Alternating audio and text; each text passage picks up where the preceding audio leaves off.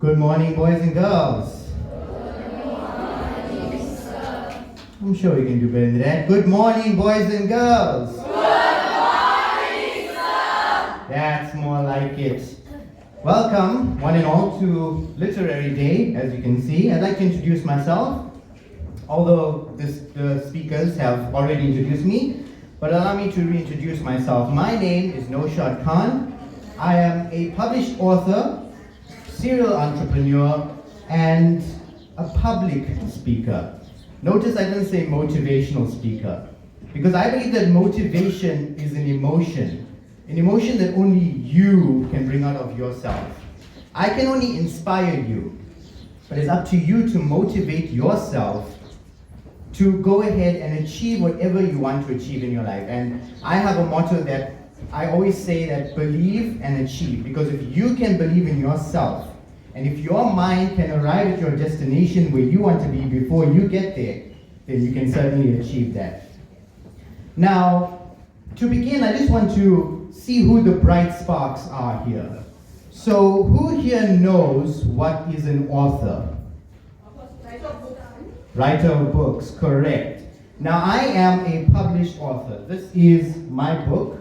It's called Race Champ, Part 1, The Oval Top.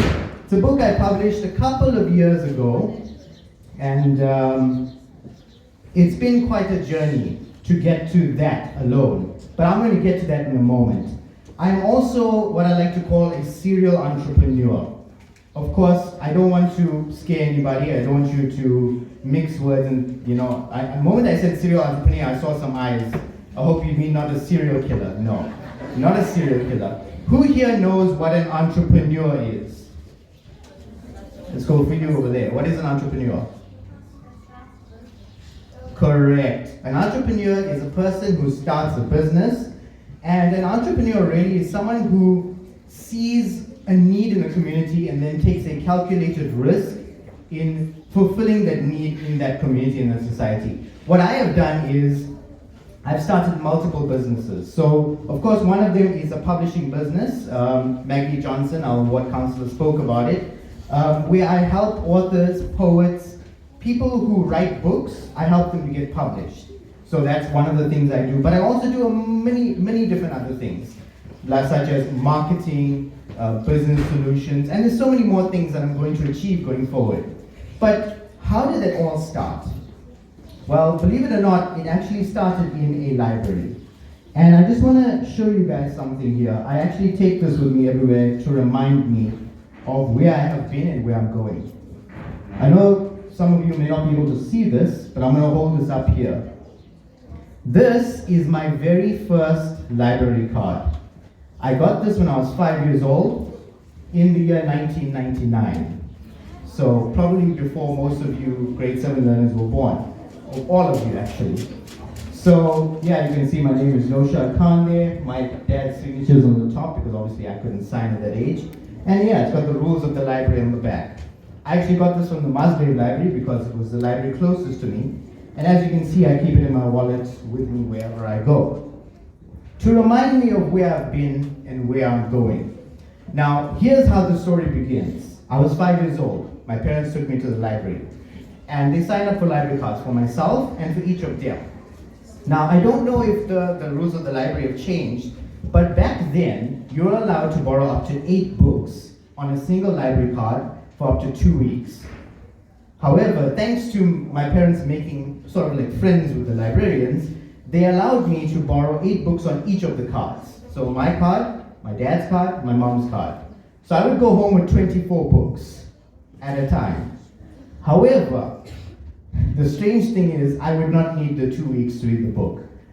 Keep in mind, I went to school, did my homework, did home chores, still had time to play with friends, and within that 1 week, by that next Saturday morning, the 24 books were read. I had read all 24 books, and they were ready to go back to the library. I would return them and go back home with another 24 books for the next whole week.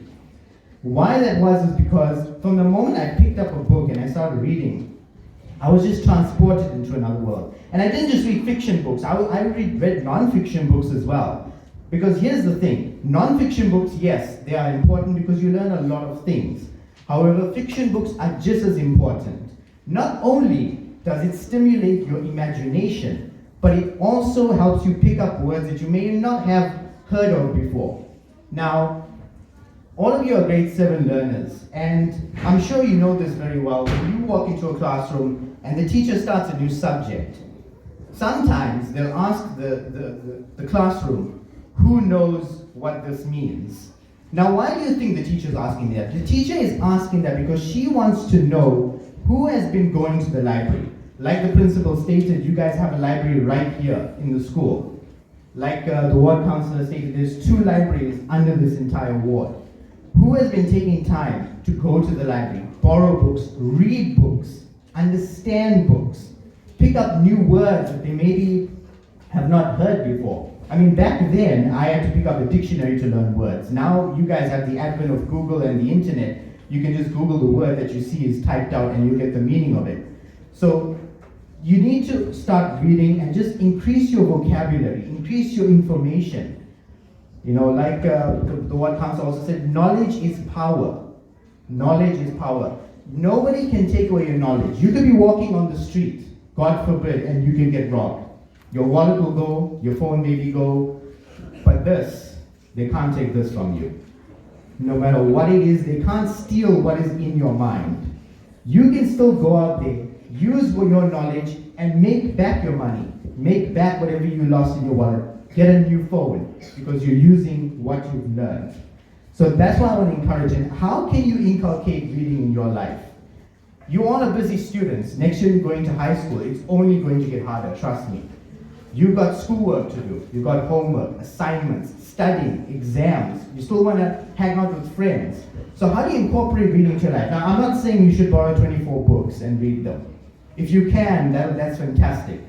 But start small. You have a library in the school. You have 2 libraries that you can go to within this area. Go to a library, borrow books, and take it home. And here's how you can incorporate it into your life. In the morning when you wake up, don't make the mistake that most people do. In the morning when they wake up, what's the first thing they do? They reach for their phones and start scrolling social media. That's not good. Number one, you're exposing your eye to light in the morning. That it's not good. Your eyes won't adjust automatically.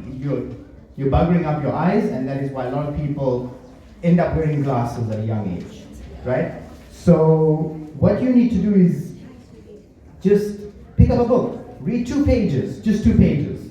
Like, when I say 2 pages, just that, front and back of the page. Eventually, you're going to start reading 2 pages, and then 3, and then 4. Trust me, it will happen gradually, but you will pick up more reading, and you will be reading more.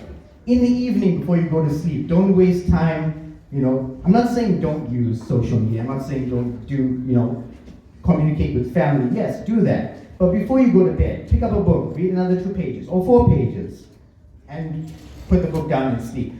Your mind will absorb things in your sleep that you won't realize. You'll be reading a book. Maybe you're not even paying attention to what you're reading. But trust me, in your sleep, your mind will absorb it like a sponge. You'll increase your vocabulary, you'll increase your knowledge. Even reading something simple as a newspaper or a magazine, that could help. That's what I did. I read from the age of 5 years old, reading non-stop. And what that led to was my imagination on its own just started sparking out ideas of its own. And I started writing.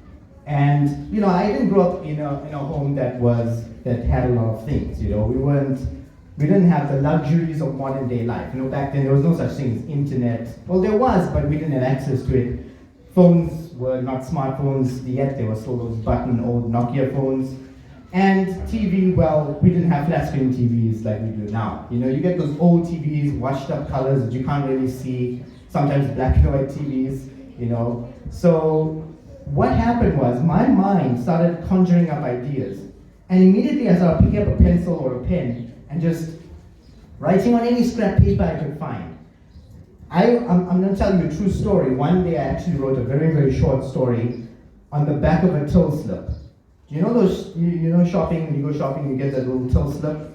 I wrote an extremely short story on the back of a till slip. So I was so into reading and writing, and it never left me. At the age of 10, I surprised everyone when I wrote a Western novel. Who here knows what a Western novel is? Okay, a Western novel basically is your cowboys and red Indians, you know, the old wild, wild West. I wrote a story about that, and some people accused me that I was watching way too much of Walker, Texas Ranger. But that was not the case. I was reading books, I was reading Western novels, I was reading any different kind of novels. My favorite ones were action, full of action adventure. I think the older guests might know the Hardy Boys. You know, the Hardy Boys, the detectives?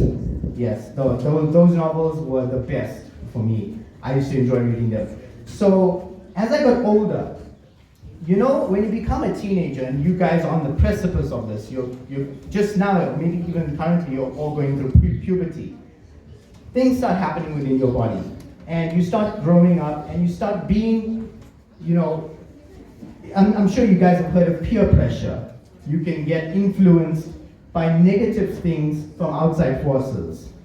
I went to a school, I'm not going to name the school, but I went to a school where things were happening in the back of the classroom. And I'm not talking about eating their lunch, no, I'm talking about other stuff.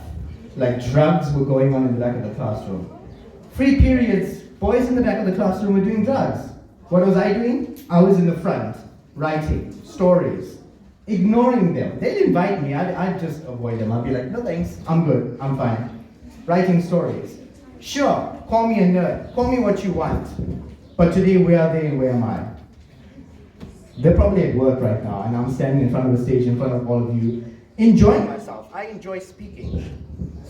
I enjoy speaking a lot. And so don't get influenced by peer pressure. You can be called the nerd, you can be called the loser, you can be called whatever it is. But in the future, you're the one who's going to succeed. So I wrote stories and I kept writing them all through high school. And in grade 11, I was 17 years old, was when I came up with the idea and I wrote Grace Champ. And it stayed with me. I didn't do anything with it yet. I finished my matric. And then I started this long 8-year journey of trying to get published. Pillar to post, trying to find someone who would publish me. And then eventually I got my book published after 8 years. Most people would give up maybe after 2 or 4 years of trying to get published. I didn't stop. I kept going at it. And that's something I want to encourage all of you to do. No matter what it is you want to do in life, keep pushing, keep persevering. Because you never know. You could get 10 answers, 10 responses, 9 of them may be no's, and you get the one yes, and that one yes is all you need. There's a famous speaker, and I forget his name, that said, if you fight for your dreams will fight for you. And that's exactly what I did. I fought for my dreams, and my dreams fought for me. And today, I can proudly say I'm a published author and a serial entrepreneur and a public speaker, like I said. So don't give up, don't give in to peer pressure. Read, just read. You have libraries, 3 that you can choose from. 1 in the school, 2 outside the school that you can go to. Go to the library, borrow books, read. Increase your knowledge, increase your vocabulary. Trust me, if you start reading and you walk into a classroom tomorrow or maybe in the next term and a teacher starts a new subject, or maybe when you go to high school next year and the teacher starts a new subject at the beginning of the year and asks, who here knows what this word or this topic means? You could be the one who puts up your hand and says, I know, and you could be answering it. And trust me, and I'm telling you this from experience, your teachers will love you so much for it. Don't worry about being called a teacher's pet. That happens to a lot of kids. But at the end of the day, you're the one who will succeed, and not those who don't read. So I just want to leave you with that. Read. Go to the library, borrow books, follow the tips I gave you. In the morning, read. In the evening, before you sleep, read. And maybe one day you'll be standing here on the stage like this, speaking to a whole new generation of younger grade 7 pupils and telling them that I have achieved what I want to achieve in life. I believed and I achieved. And now you can too. Thank you very much.